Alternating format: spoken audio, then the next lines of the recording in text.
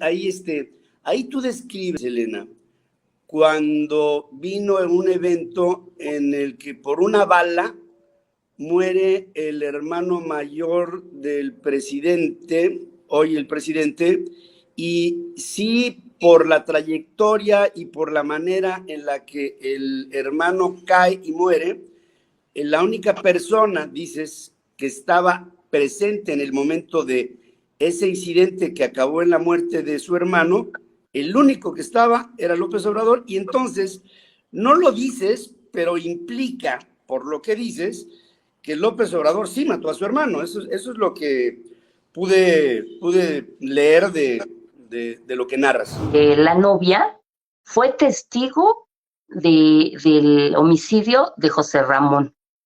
Me dieron el nombre de ella y la localicé, Pedro. La localicé, estuve buscándola y efectivamente hablé con ella. Estuvimos platicando mucho rato sobre este tema. Y lo único que te puedo decir, porque además no me autorizó a que yo escribiera, la verdad, pues me dice, si yo hablo, pues imagínate lo que me va a pasar, pero que yo no lo tengo ahí en el libro, nada más me dijo, yo desde entonces no duermo de pensar que por mi culpa José Ramón haya muerto. Está sucediendo un fenómeno bien extraño, Pedro, porque cuando sale el rey del cash, pues efectivamente los medios me buscan. Yo creo que todos, no hubo uno que no. Pero ahora que sale el gran corruptor, hay un vacío, hay un gran vacío en los medios. Y bueno, pues tú eres periodista y tú sabes lo que es la censura, pero sobre todo porque fíjate que me enteré que la señora Claudia Sheinbaum, el dinero que les quitó López Obrador a los medios cuando entró, se los están regresando. Que en mucho tiempo fue el alter ego del presidente López Obrador. Y aquí te saludo esta mañana, querida Elena, ¿cómo estás? Buenos días. Encantada de estar platicando contigo, de que me des la oportunidad de este encuentro. Para mí, feliz de estar con don Pedro Ferriz. Así que imagínate, ¿qué más puedo decir? No, muchas gracias. Elena, quiero decirte que estoy aquí en Veracruz, en la casa de un querido hermano, de Félix Malpica, que es un radiodifusor, que por cierto, también cuando quieras aquí te abre todos sus canales para que difundas la costa del Golfo de México, todo lo que tú quieras, y aquí se pone a tus órdenes. Pero, dime.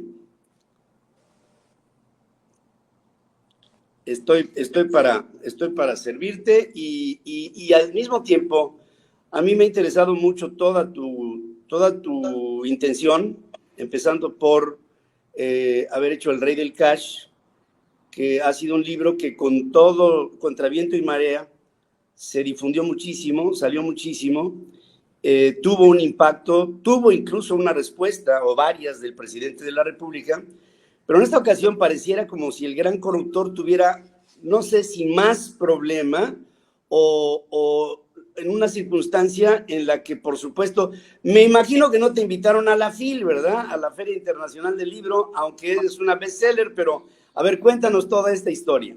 Pues no, Pedro, sí me invitaron. Sí estuve allá en la inauguración, me tocó ese día y yo cerré ese día en la FIL, así que ahí ya sabes que ahí no hay censura, ahí sí la verdad es que ahí hay oportunidad de que todos los que de una u otra manera escribimos tengamos la oportunidad de platicar con el público que asista. Y me fue muy bien, la verdad es que muy bien.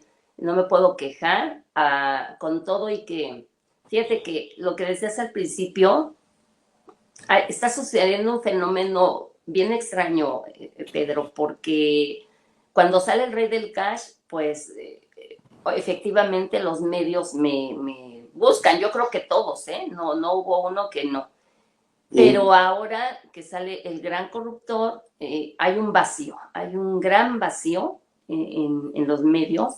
Y bueno, pues tú eres periodista y tú sabes lo que es la censura, pero sobre todo porque fíjate que me enteré que la señora Claudia Sheinbaum, el dinero que les quitó López Obrador a los medios cuando entró, se los están regresando. Y no solamente eso, sino que les están prometiendo concesiones de radio y de televisión.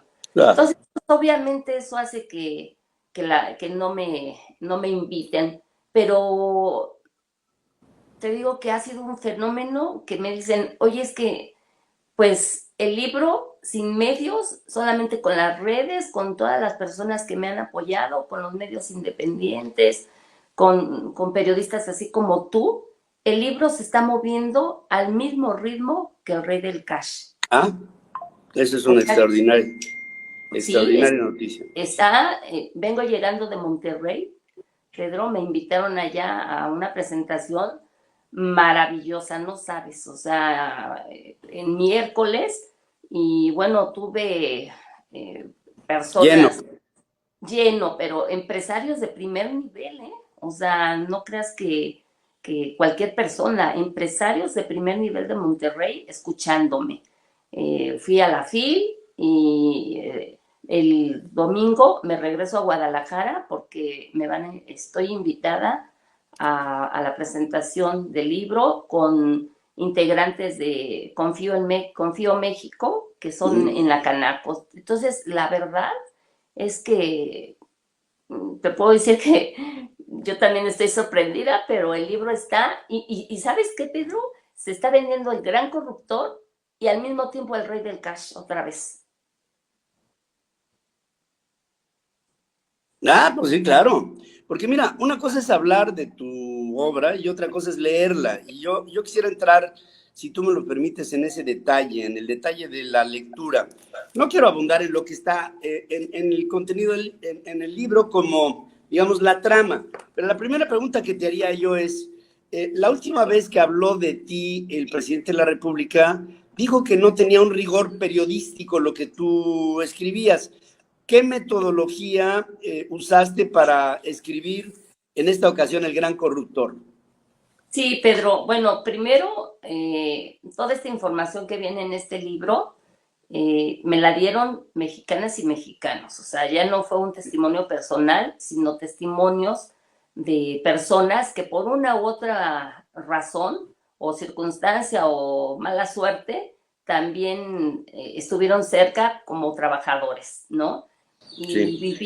vivieron experiencias muy desgarradoras. Yo digo que este libro está cargado de corrupción, pero también de mucho sufrimiento de víctimas, Pedro. Entonces, cuando a mí me empieza a llegar la información, estuve seleccionando y viendo qué era lo que me enviaban, lo que me pareció interesante. Bueno, me reuní con estas personas personalmente, estuve platicando con ellas. Déjame decirte que tengo documentos de todo, tengo pruebas, o sea, porque en este libro del Gran Corruptor, cuando yo lo termino, eran 800 páginas, Pedro. Y entonces me dice la editorial, no, o sea, es muchísimo. Entonces, vamos a meter las pruebas de los capítulos más fuertes y aún dejaron fuera algunas y estoy preparando una página para meter todas las pruebas que tengo de cada capítulo y que en enero voy a lanzar esa página para que todos los mexicanos puedan entrar y comprobar lo que en este libro se dice. Bueno, en este libro se dicen muchas cosas, Elena, muchas cosas tremendas.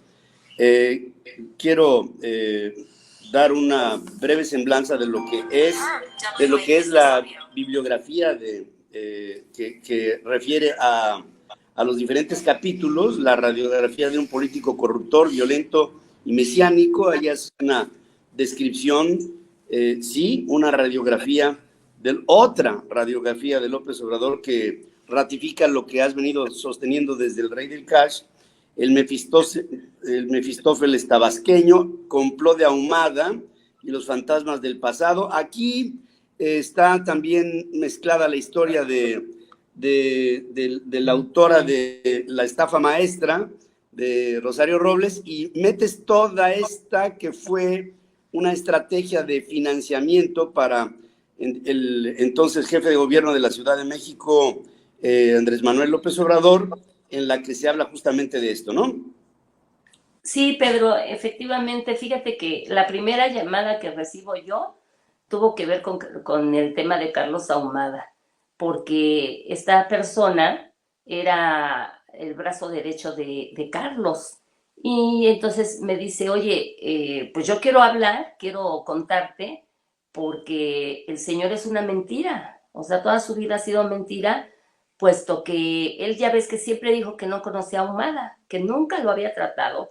Y resulta que sí lo conoció, que Ahumada fue al sepelio de Rocío Beltrán, y no solamente eso, sino que esta persona que me da la información pasó sin filtro alguno a las oficinas de Andrés Manuel López Obrador cuando era jefe de gobierno a llevarle él personalmente el cash. O sea que recibió dinero de Ahumada. Y entonces, pues su vida ha sido una mentira, Pedro, realmente. Y bueno, pues mira, obviamente en este capítulo vuelve a aparecer Rosario Robles. Yo quise evitar hablar de Rosario Robles, no por dejarla fuera, sino porque ya era un tema muy comentado. Y entonces el romance y todo eso, pues todo el mundo ya sabía. Ya lo sabíamos, ¿eh? Ya lo sabían. Entonces yo a lo que me dediqué fue a decir que Andrés Manuel López Obrador recibió dinero de Ahumada, que sí se conocieron, que viajó en su propia avión a Tabasco cuando lo acompañó al sepelio de Rocío, y bueno, pues a dar nuevos nombres, porque nada más se sabía de Carlos Simas, de Ponce y de Bejarano que habían recibido dinero, pero aquí ya pues ya aparecen otras figuras, y además figuras que están en activo, Pedro, ¿no? Como sí. Alejandro Encinas, que además ya andan en la campaña de Claudia Sheinbaum, como Clara Brugada, que quiere ser nuestra jefa de gobierno, imagínate nada más. Sí. Entonces, o sea, pura gente corrupta, y yo lo que digo, en el caso de Carlos Ahumada, siempre fue una historia inconclusa, Pedro. O sea, realmente había y creo que todavía hay muchas cosas que no se saben, porque finalmente, como me decía mi fuente, bueno, aquí se quemaron todos los documentos, Pedro, porque fue la orden que dio Ahumada, pero los videos existen, y claro, los videos los tiene Ahumada en Argentina, y es su seguro de vida. Acuérdate que cuando estos entran, pues lo querían extraditar para meterlo a la cárcel nuevamente aquí, y cuando sale Carlos Ahumada y le dice, oye, acuérdate que me mandaste una persona en 2017 para hacer un trato de que yo me mantenía callado, pero tú no me ibas a molestar.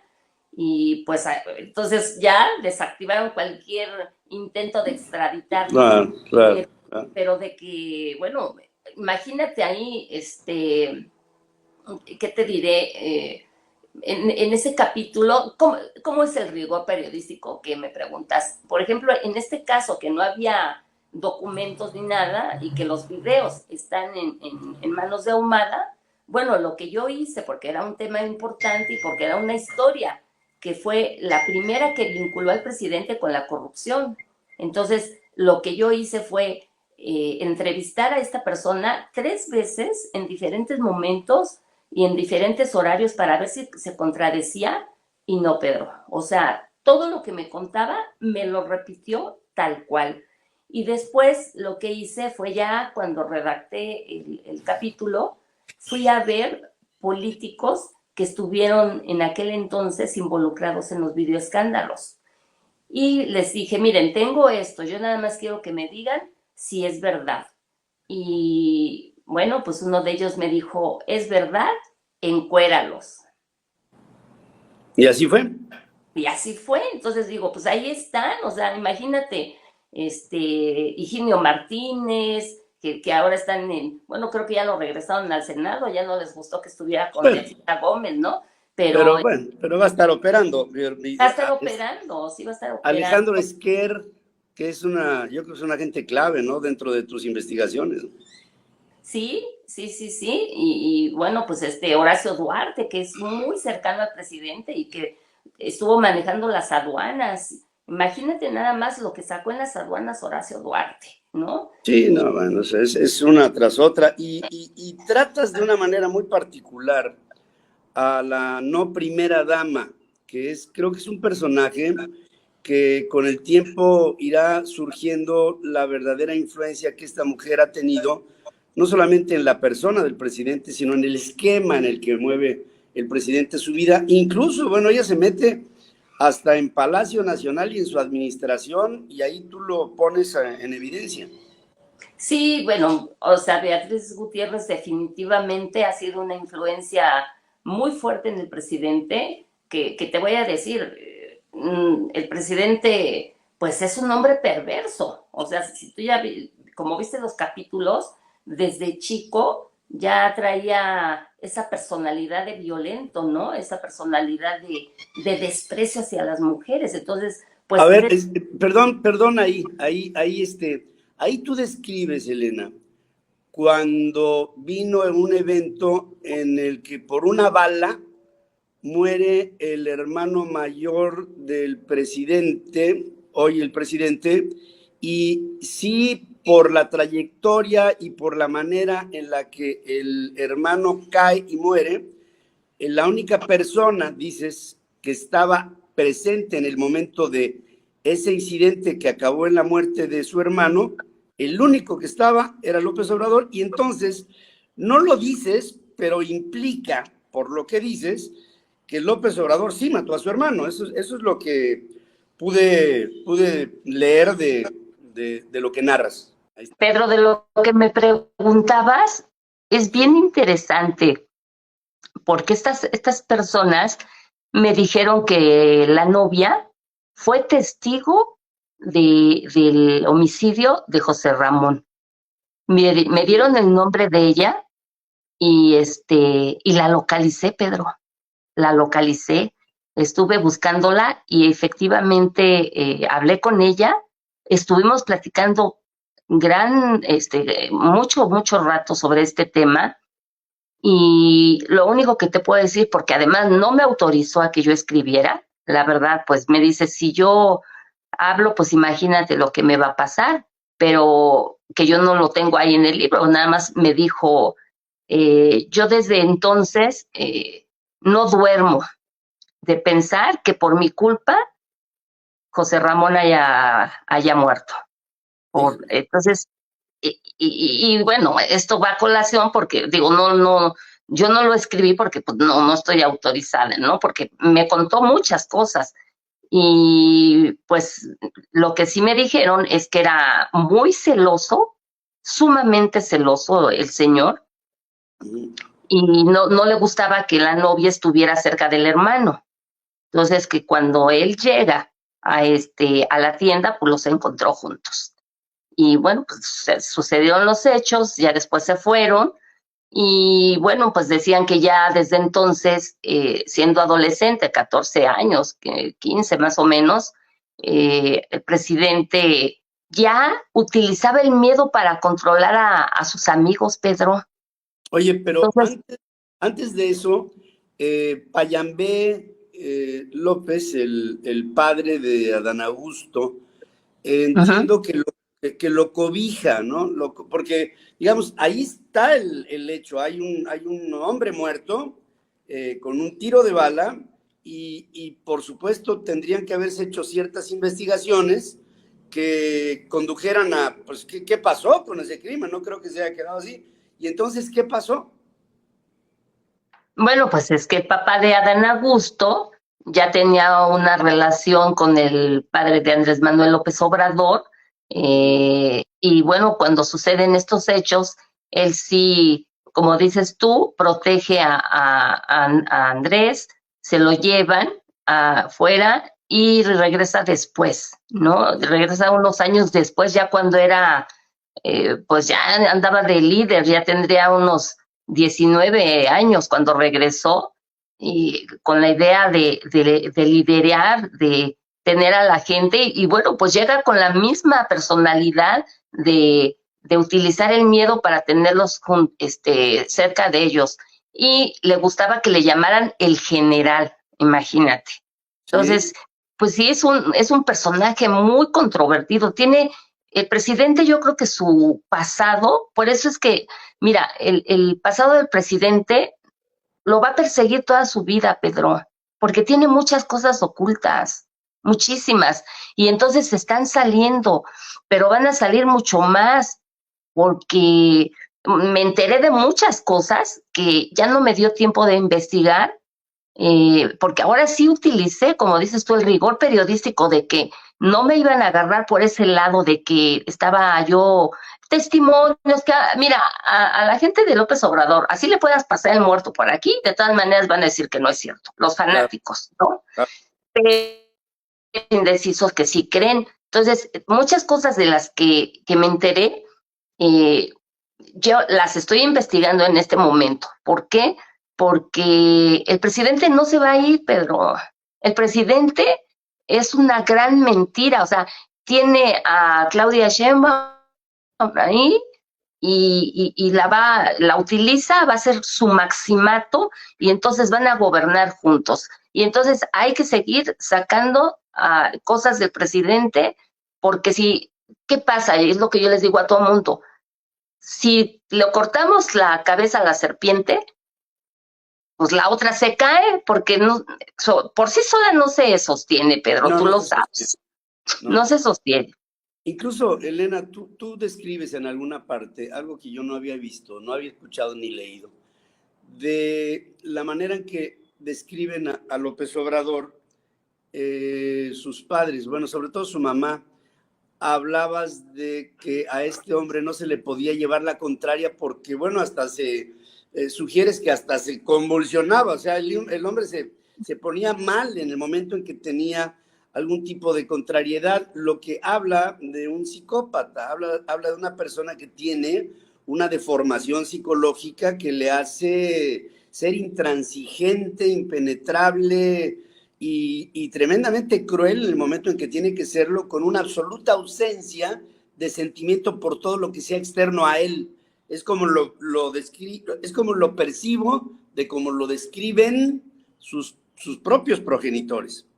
Así es, Pedro, pero te voy a decir una cosa, que la mamá tuvo una gran influencia en Andrés Manuel, o sea, una influencia negativa, porque la mamá, cuando le preguntaban dónde había nacido, ella decía que en Belén.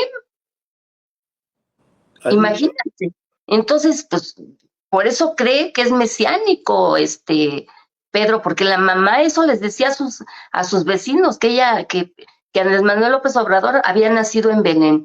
Entonces, pues, son cosas que van sumando a esa personalidad, como dices tú, mesiánica, violenta, agresiva, con una gran insensibilidad. Es, de verdad que yo creo que el primer, no sé, el primer hecho que tuvimos que haber es haber pedido una prueba psiquiátrica para que este hombre gobernara el país, porque después de lo que yo me enteré y de lo que yo supe a través de cercanos, muy cercanos a él, pues tenía que haber una prueba psiquiátrica que nos dijera si estaba capacitado o no para gobernar.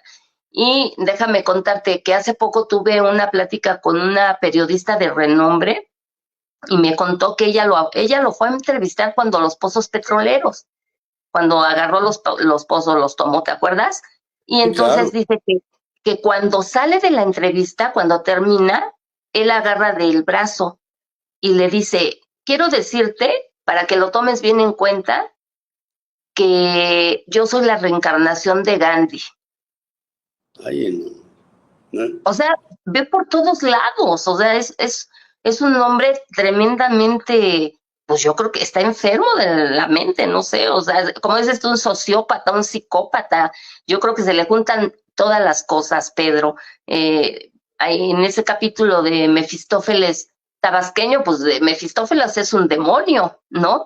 Y Sí. entonces, pues ahí yo narro un ritual, Pedro, un ritual donde al Señor, digo, cuando un hombre como Andrés Manuel López Obrador, ya después de que le encuentras tantas cosas, te das cuenta que verdaderamente tiene una mente que es fácil de manipular, al grado de que el propio Hugo Eric Flores, que era el dueño del pez y todavía por ahí anda, para conseguir sus fines. Va y le hace un ritual en Morelos, donde le dice que él es el ungido de Dios y que si hay muertos y todas estas cosas, que no se preocupe porque al haber sido el elegido, Dios le va a perdonar absolutamente todo, entra en un trance, tiembla de pies a cabeza, y te voy a decir algo que ahí, eso me lo contaron evangélicos.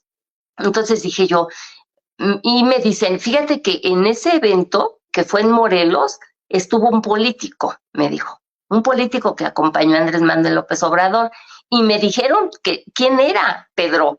Y entonces, pues dije, a ver, voy a verificar todo esto que me están contando. Lo busqué, hablé con él, un perredista, bueno, experredista, hablé con él, ¿y qué crees que me dijo? Sí, ahí estaba, pero me dijo que no me autorizaba a ponerle su nombre porque ese hecho eran sus balas de plata, que él las iba a usar cuando fuera necesario. Pedro, yo me pregunto, ¿cuándo? Si ya está, o sea, ya falta muy poco para que destruya este país. Entonces, ¿Sabes qué, Elena? Yo creo que para el año que viene hay muchos que tienen guardadas sus balas, ¿eh? Tú has sido la única mujer valiente que ha denunciado y ha puesto las balas, que incluso sé que tienes más, pero ha puesto las balas a merced de toda la sociedad para que lo entendamos. Incluso ahora que aludes a esto de la brujería, yo te agradezco que en el libro me menciones, porque yo tuve acceso a una persona muy cercana, a Rocío Beltrán, la esposa la primera esposa del presidente, y ella fue la que me dio todo el detalle de que este hombre tiene en su nómina una enorme cantidad de chamanes y de brujos, y que se practican actos de brujería, incluso hasta con nonatos. Es decir, hay actos de brujería en los que hay, pues un nonato finalmente es un humano, estamos hablando de sacrificios humanos. Y esto me lo ligaron con la desaparición de algunas mujeres dentro de los feminicidios y desapariciones que se han dado, que estaban embarazadas, Elena. Y al estar embarazadas, pues viene la explicación de estos sacrificios de nonatos, que son escándalos a sotoboche, pero que esta persona que me lo dijo, pues en este momento está huida porque pues justamente el presidente, cuando dije esto, que era brujo, me contestó, pero no me negó que era brujo. Dijo que él respetaba a todas las religiones y a todas las creencias, y no me dijo, es decir, no me negó mis dichos, lo que ratifica lo que tú estás describiendo.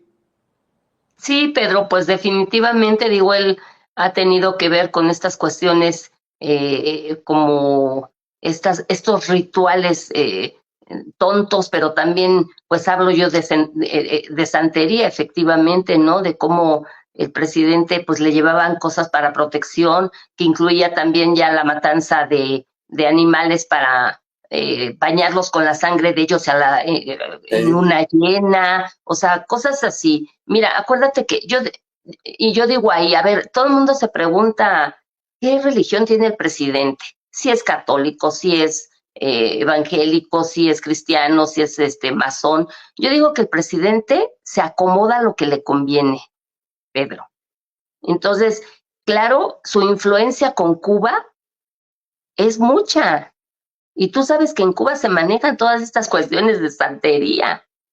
Entonces, sí, por supuesto que tiene que ver con el presidente está involucrado en estas cosas. Yo no dudo que tenga en su nómina personas que hagan estas prácticas, porque no solamente es él, son muchos de los funcionarios que están a su lado quienes utilizan la santería según para que les den poder, para que nadie pueda quitarlos, para que sean fuertes, para que nadie les haga daño, o sea, una bola de tonterías que, bueno, los que no creemos en eso, pues ellos sí, y tienen a gente cercana, digo, Ariana Montiel tiene en su nómina a santeros también, Digo, ahí yo estoy escribiendo que César era el que le llevaba cosas, ¿no? Y describo perfectamente como el padrino que le llamaba, ¿no? El padrino Jorge, que se llamaba el santero, cómo le enviaba protección, porque en ese caso, pues él le decía que tenía que llevar a López Obrador cuando era candidato, pero César siempre le decía, no, yo le llevo las cosas, pero pues ya es un hecho de que tiene que ver con todas estas prácticas, pues, ¿qué te diré? Nefastas, o sea, verdaderamente de gente que está enferma de la cabeza, Pedro, porque no podemos llamarlo de otra cosa.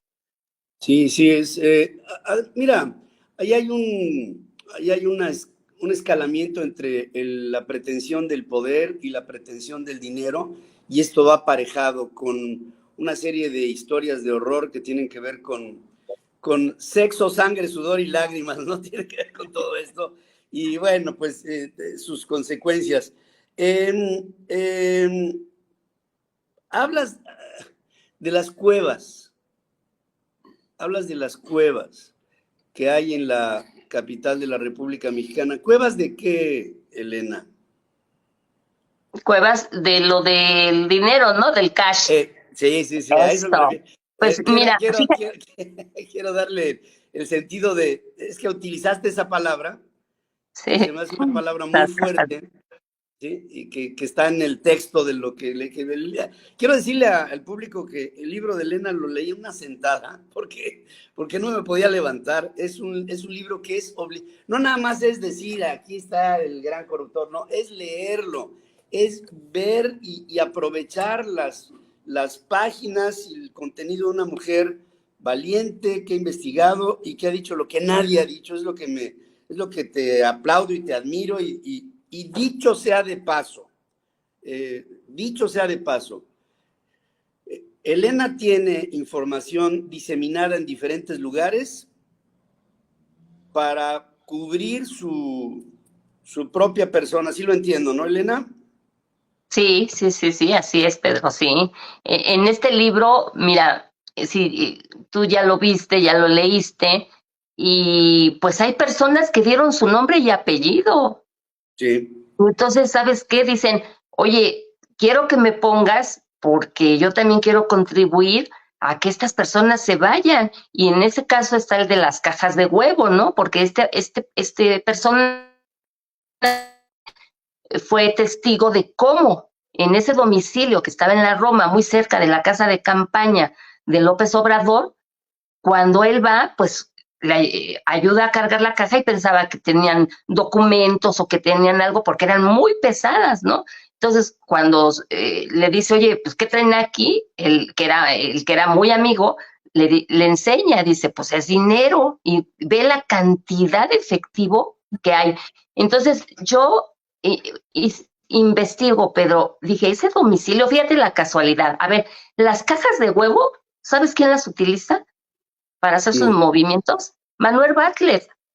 Hijo de su madre. Él utiliza las cajas de huevo para manejar efectivo. Y la casa donde tenían ese dinero, que era muchísimo en ese entonces, estás hablando de 2006, que eran 500, 600 mil pesos en efectivo, pues era mucho dinero, Pedro. Entonces, esa casa, investigo, y está notariada en Puebla, Pedro. O sea que puede ser una casa de Manuel Bartlett también.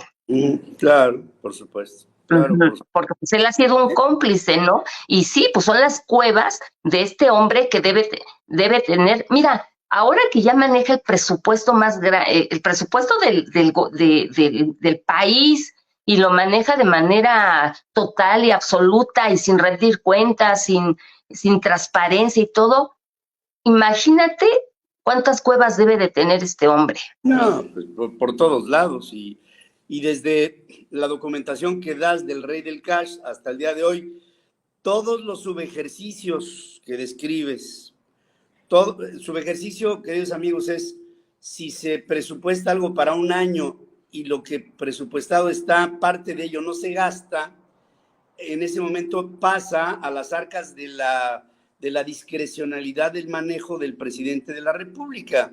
Imaginen ustedes, después de 5 años y pico de gobernar, el dinero, la cantidad de montañas de dinero que se han acumulado en este sexenio de la austeridad y de la honestidad. Ha sido el sexenio menos austero y el sexenio más corrupto que ha habido en la historia del país, incluyo hasta Victoriano Huerta, y no hay proporción con lo que ha pasado en esta administración, que es verdaderamente un asco, un asco.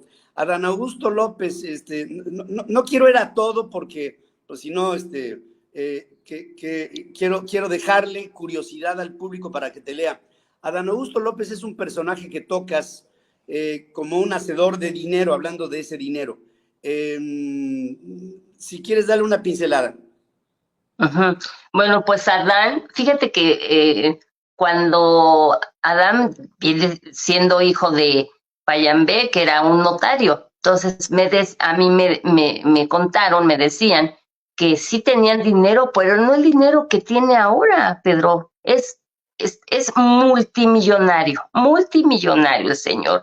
Y entonces, pues, siendo notario, ha hecho del negocio inmobiliario, pues también su negocio personal, porque muchos inmuebles irregulares, él los tomaba y se los vendía a otras personas y los regalaba a sus amigos. O sea, es un hombre sumamente corrupto también. Fíjate que Adán Augusto, cuando queda como gobernador, solamente 2 años, Pedro, porque no estuvo más tiempo. En 2 años endeudó nuevamente Tabasco. Pidió 1,500, estábamos hablando de la pandemia, Pedro. Entonces, pidió 1,500 millones de pesos al Congreso, según para comprar aparatos para hospitales, para todo lo que tuviera que ver con la pandemia. Nunca compró nada, nunca. No. Y los tabasqueños dicen, se robó el dinero porque nunca hizo nada. Y bueno, pues están muy molestos. Yo tengo documentos de todo eso, Pedro, déjame decirte, ¿eh? O sea, como te comenté al principio, de cada capítulo tengo pruebas y se las voy a enseñar a los mexicanos a través de una plataforma que voy a subir de cómo la corrupción, bueno, los baña, Pedro, les escurre a cada uno, ¿no? Y bueno, pues también Adán Augusto, al amparo de Andrés Manuel López Obrador, pues se ha hecho así, multimillonario, y todos ellos se han beneficiado. Oye, me acuerdo cuando, en palabras del presidente, que dijo que el presidente sabía perfectamente de los negocios que se hacían, ¿te acuerdas? Sí, y también que no podía hacerse nada sin el conocimiento del presidente de la República. Claro, entonces no se puede decir que es inocente. Y también dijo que si el presidente era honesto, todos los de su entorno iban a ser honestos. Pues todos son corruptos porque el presidente es el corrupto principal, Pedro. O sea, no podemos ya cerrarnos de ojos y decir que solamente los fanáticos le creen ya eso, porque verdaderamente yo he visto personas que no nos podemos equivocar, que en la calle me encuentro y me dicen, ¿sabes qué? Yo era indeciso y la verdad es que ahora veo que este señor es malo, es un hombre ambicioso, es un hombre corrupto. Entonces, yo creo que sí estamos, pues a lo mejor le estamos dando al presidente en lo que más presumió, porque cuando hizo su debate presidencial, tú sabes que le preguntaban de todo y lo único que decía era corrupción, corrupción, corrupción. No contestaba otra cosa, Pedro, que era el combate a la corrupción. Llegó y no lo combatió, Pedro. La hizo suya. Y la aumentó. Y la aumentó. Elena, tan la aumentó. Sí, o sea, de la anterior administración, que fue la de Peña Nieto, de la que todos acabamos hartos, y por eso vino este cambio de la sociedad, que digo, vamos a darle una oportunidad a este hombre que nos promete lo que no, obviamente no iba a cumplir. La corrupción de Peña Nieto fue tremenda. Bueno, te lo puedo decir a título personal, palidece ante la corrupción de lo que se ha presentado hoy. Es inaudito. Mira, las solas asignaciones directas, de las que también, por cierto, mencionas. Cualquier otro gobierno ya hubiera caído, Elena. Y esto sigue su marcha como si nada sucediera. Porque tiene todo, Pedro, porque aún mantiene el poder y el control sobre todas las instancias, sobre todo de justicia, porque él se maneja en la impunidad, porque también recurre a la extorsión, recurre a generar miedo entre las personas que quieren levantar la voz, inmediatamente les hacen auditorías enormes, les avienta al SAT, les avienta a la UIF. Entonces, por eso es que el presidente sigue teniendo esa impunidad, porque pues mantiene el poder, nos guste o no. O sea, y la verdad es que yo creo que, mira, en ese libro yo traigo 3 temas que a mí, si tú me lo permites, me gustaría Sí. mucho comentar, porque son fuertes, Pedro, y porque son peligrosas. La cuestión del hijo del presidente, Sí. el hijo del medio, es el hijo más peligroso. José Ramón, él vive en el jet set, tú lo sabes. No pinta.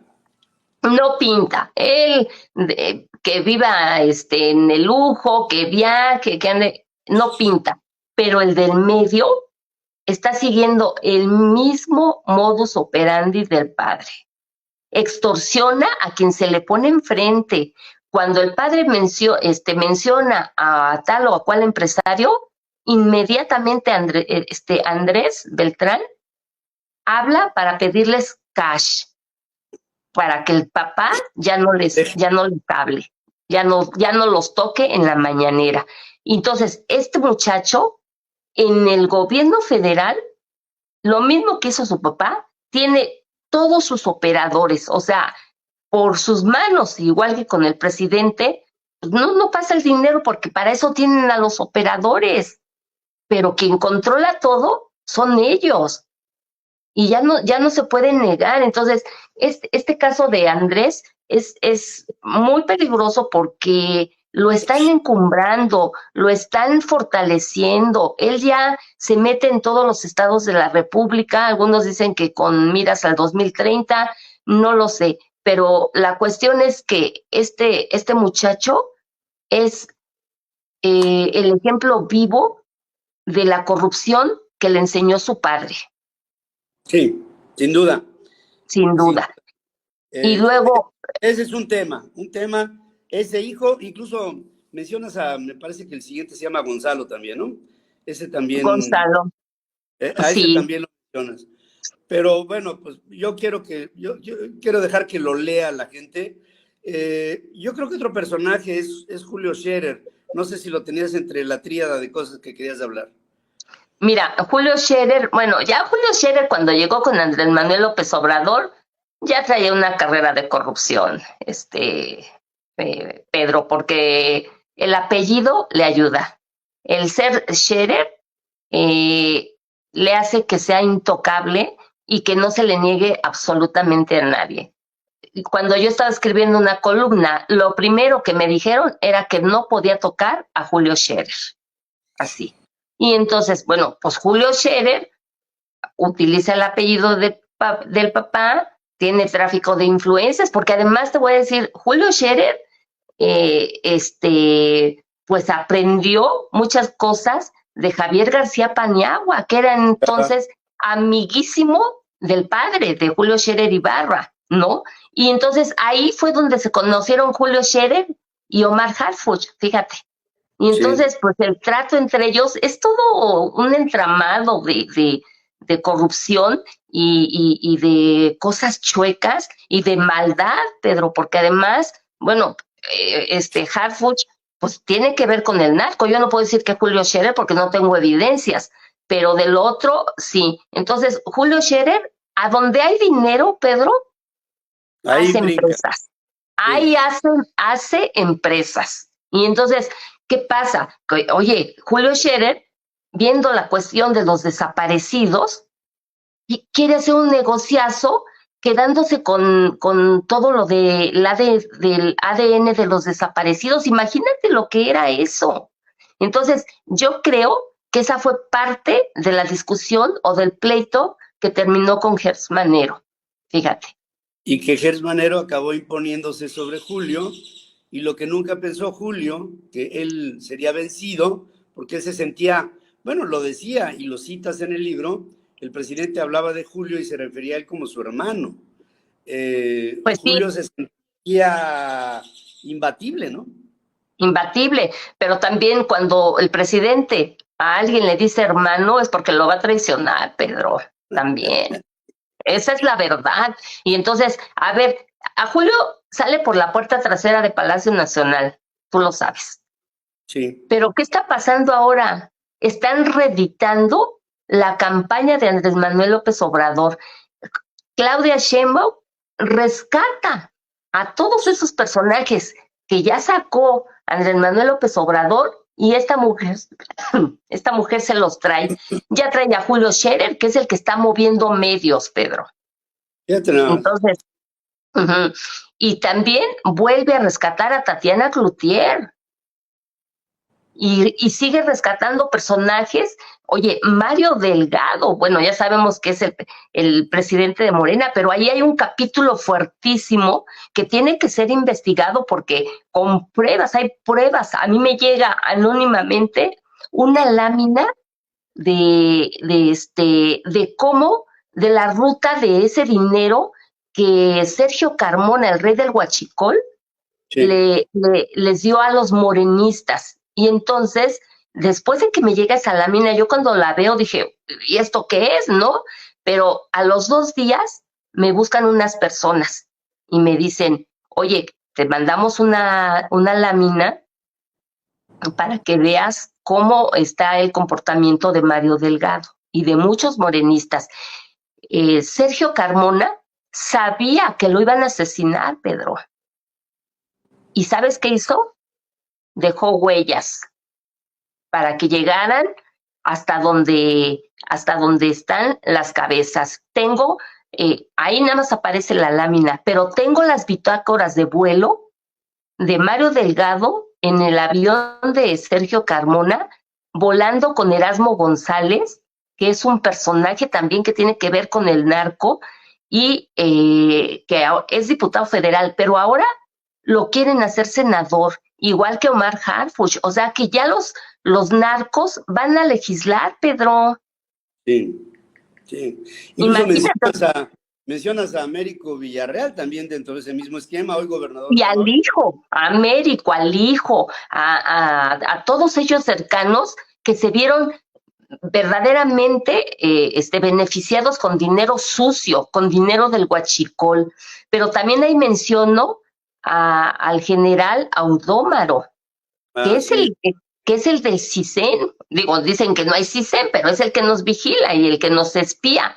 Y ahí Sí. claramente, de acuerdo a estas fuentes, digo que tengo pruebas, Audómaro era quien protegía a Sergio Carmona. Sí, Mayo es un esquema de horror. de Había horror. otro tema, hemos hablado de dos, no sé si te falta alguno que querías Sí, poner en esta plática.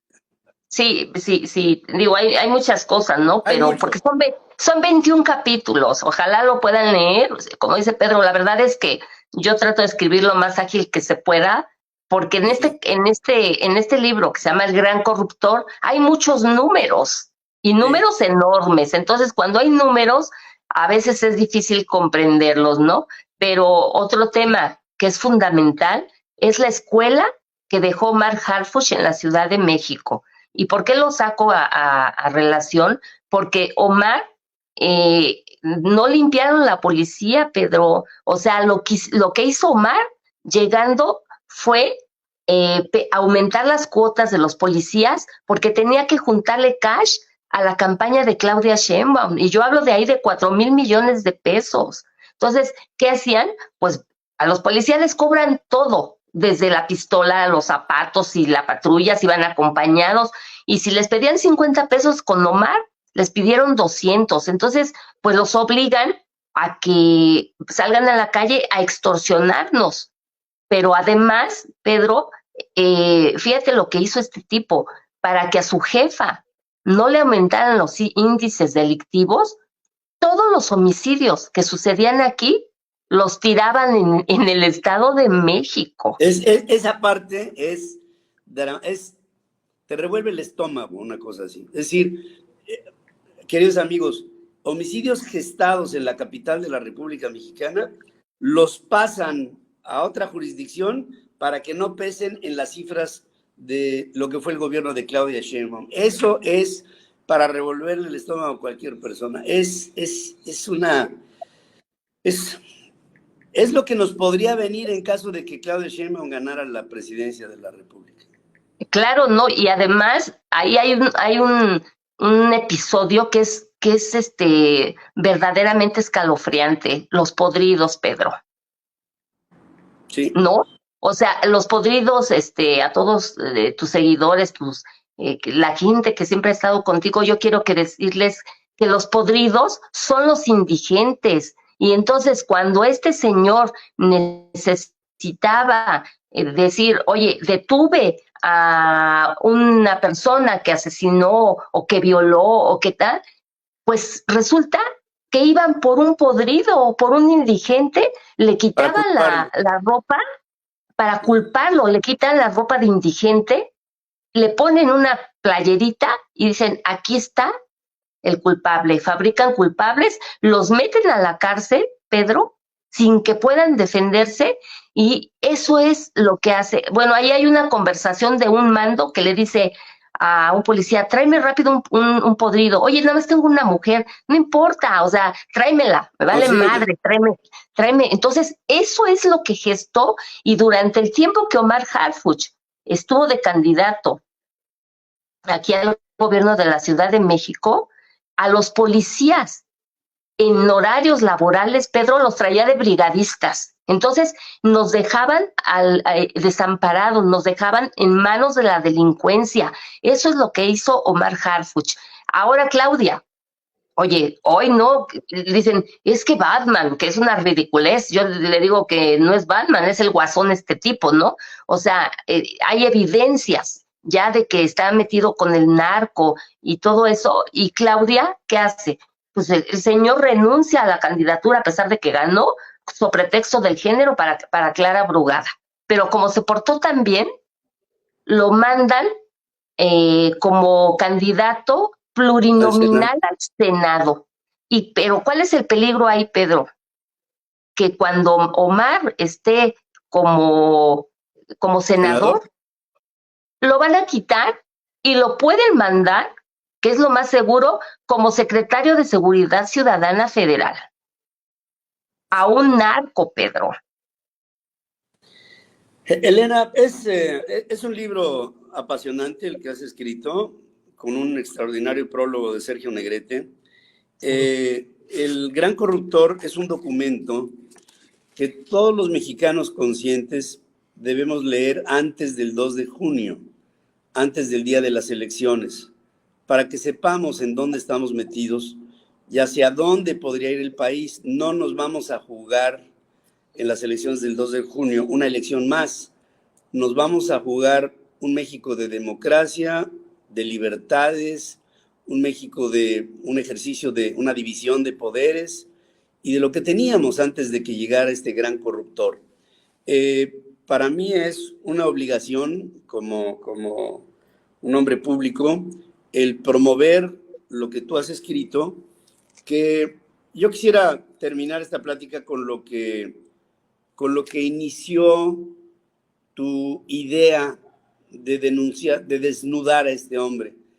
¿Qué fue lo que te hizo hacer el rey del cash? ¿Qué fue, no obstante todas las dificultades y las amenazas que se te presentaron, ¿qué fue lo que te motivó a ser el gran corruptor y lo que venga? Porque seguramente vendrán otras cosas. Bueno, primero que nada, Pedro, ver cómo estaba el país, tú lo sabes, yo lo dije en su momento, ¿no? Porque tampoco me estoy arriesgando nada más porque, o sea, no me voy a hacer, no me hice millonaria con el rey del cash, todo el mundo lo piensa, eso es mentira, tú lo sabes que los periodistas y los autores ganan muy poco, pero a mí yo lo que quería es que los mexicanos supieran qué clase de tipo adoraban, qué clase de tipo tenían en la presidencia, porque él, Andrés Manuel López Obrador, es una mentira personificada en ese hombre. Es un hombre malo, perverso, es un hombre que disfruta, ya ves que disfruta de las matanzas, de los genocidios, porque pues Dios le va a perdonar todo eso, ¿no? O sea, Claro. tú eres el ungido y te lo va a perdonar. Pero lo que no tiene este nombre, Pedro, y que me movió aquí fue un compromiso moral con todos estos mexicanos que han sido víctimas también de este hombre. Que te digo, es un libro de corrupción, pero de sufrimiento por la forma en que los trataron, cómo abusaron de ellos. Y llegando a ese punto del abuso, Pedro, yo, si tú me lo permites, yo nada más quisiera mencionar el robo más grande de este gobierno, el robo financiero e inmoral del presidente López Obrador, porque ha traicionado a las personas adultas mayores, a las que ha utilizado electoralmente para, sí, para traerlos de aquí para allá, amenazándolos con que les quitan la tarjeta si no van a sus mítines. Señores, que hay un sector que ya ni siquiera se puede mover. Pedro, les está robando. O sea, imagínate qué clase de tipo es, que además, yo se los digo ahora que ando por todos lados y que, mira, estoy contenta y bendito Dios, porque aun cuando no he tenido medios, me han invitado a muchos lugares y ha permeado este tema de los adultos mayores. La gente sabe que ya este señor no les da completa su pensión. ¿Qué pasó, Pedro? Fíjate nada más el descaro. Ariana Montiel, que es la secretaria de Bienestar, en 2022, bueno, en 2021, el auditor superior de la Federación, Colmenares, habla de que había una irregularidad en la entrega de tarjetas. Y yo digo, a ver, no hay que tenerle miedo a las palabras, Pedro. Es robo, no son irregularidades, son robos.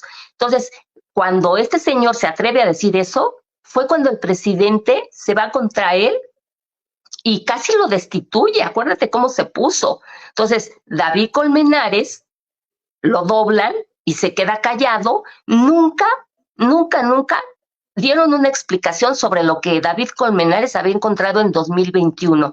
Pero a mí me buscan trabajadores de bienestar y me dicen, Elena, los veo yo en un Starbucks y me dicen, están inflando el padrón, están desviando el recurso de los adultos mayores a una partida secreta que supuestamente este señor mandó una iniciativa para que no existieran, pero te digo, es una mentira siempre ese hombre. Y entonces me dan una hoja nada más de la Ciudad de México con unos numerotes, o sea, enormes. Y dije, ¿qué es esto? O sea, pero dije, no, si me lo están dando es porque hay algo. Y entonces lo que hice fue buscar entidad por entidad cómo estaban los padrones y empezaron a brincar números, Pedro. No cuadraban. Y sales con un excedente que se paga a los adultos mayores, que en realidad no se paga, de más de 41 mil millones de pesos. 13 Galmex, Pedro. 13 Galmex, que ha sido el escándalo de este gobierno, pues no, por eso me están haciendo el vacío, porque yo creo que el presidente quiere ver hasta dónde penetra mi mensaje, ¿no? Porque ni siquiera los youtubers me han atacado, Pedro, imagínate. Y entonces, el 2022, cuando esta mujer, Ariana Montiel, que además, fíjate que intentó echarle solvente, aventarle solvente a un hombre porque lo consideró que era un espía, lo iba a quemar, Pedro. Y es la encargada de traer a los adultos mayores en su juventud en la universidad, ¿no? Sí, imagínate, tiene instintos homicidas, Pedro. Entonces, Sí, esta es, mujer es multimillonaria y en un semestre de 2022, cuando yo llego ya y veo todos estos números, recurro al INAI y pido el padrón único de beneficiarios.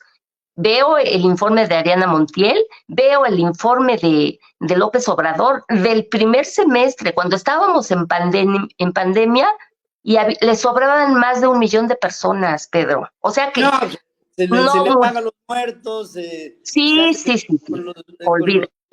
se les da menos dinero, como tú bien lo denuncias. Es un esquema de horror lo que estamos viviendo aquí.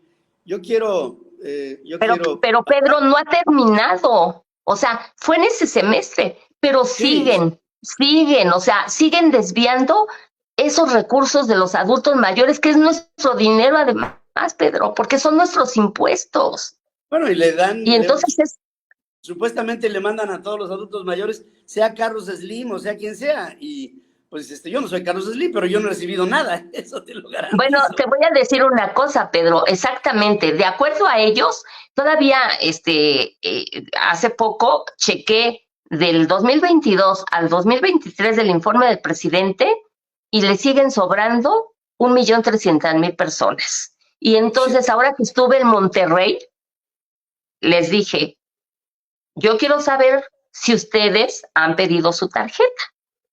Y todo el mundo, oye, no, pues claro que no, pero en el esquema de este hombre, de esta mujer, desde Carlos Slim, todos los ricos de este país tienen la tarjeta. Todos, Todos los pobres tienen la tarjeta. todos. Tú tienes la tarjeta, Pedro. ¿Eh? Sí, y supuestamente tendría que recibir mi lana, que va puras habas, ¿no?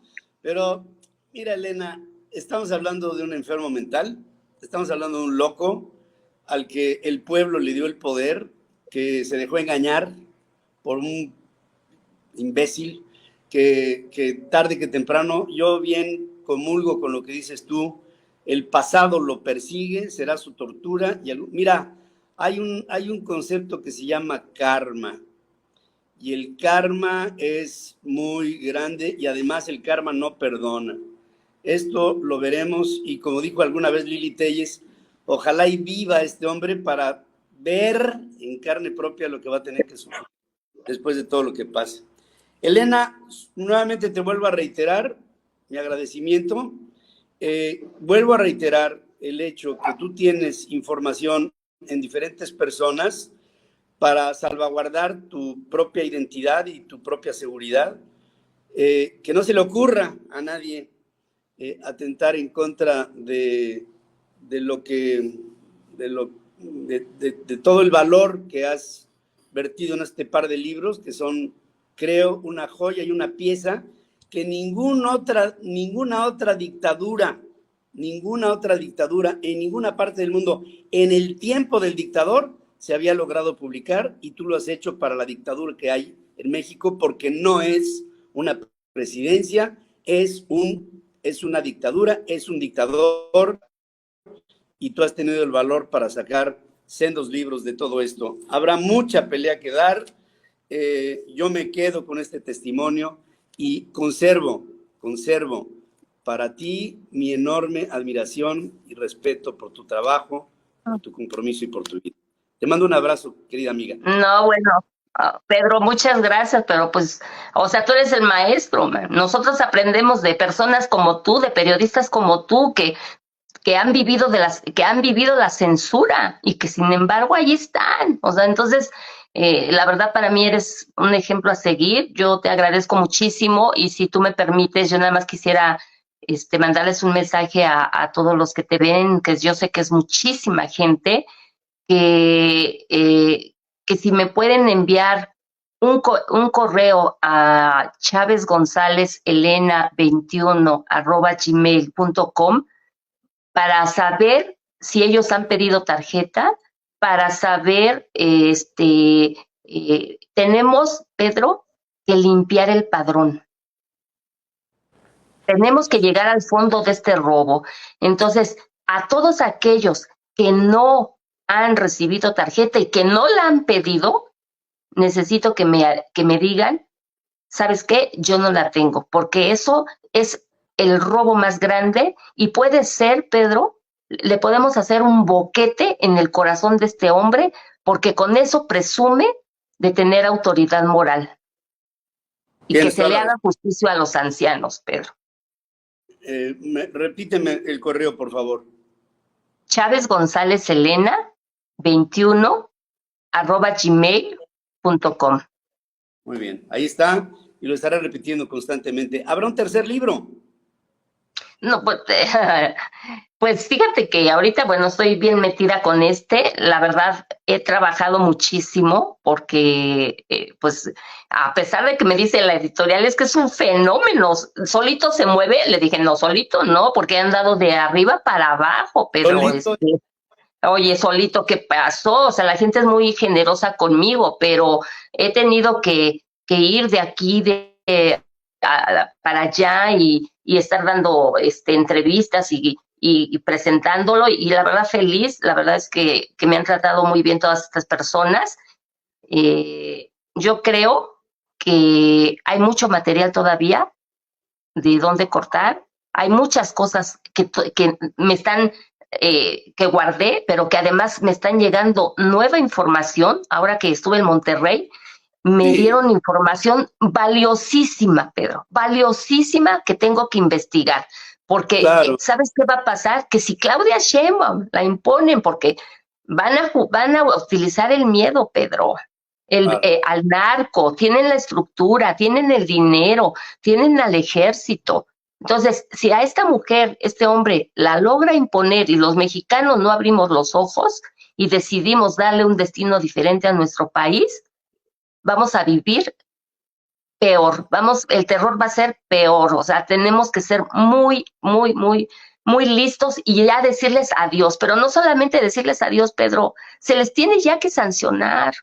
Claro, hombre, claro, tenemos que verlos en la cárcel. Pero en fin, Así eso, es. además, con esto que dice Elena, por favor, no tengamos miedo a acudir a las urnas, no tengamos miedo a hacer actividad política, no tengamos miedo. Y miren, cuando haya alguien que tenga miedo de todo esto, recuerden que las libertades y un país no se regalan, se ganan las libertades, se conservan con valor y si en algún momento algo tendríamos o pudiéramos tener que arriesgar, arriesguémoslo por México, que bien vale la pena para las siguientes generaciones.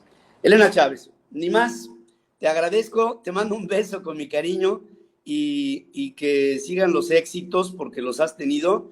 Como yo no había visto un fenómeno editorial tan importante como estas dos publicaciones que tú has hecho, con un enorme valor y con un enorme amor por México. Te mando un abrazo y gracias. Gracias. Gracias a ti, Pedro, yo te mando 1000 abrazos. Muchas gracias. Aquí los tomo, querida amiga. Gracias, querido amigo, querido público. A ti, como siempre, te agradecemos el favor de tu atención. Gracias.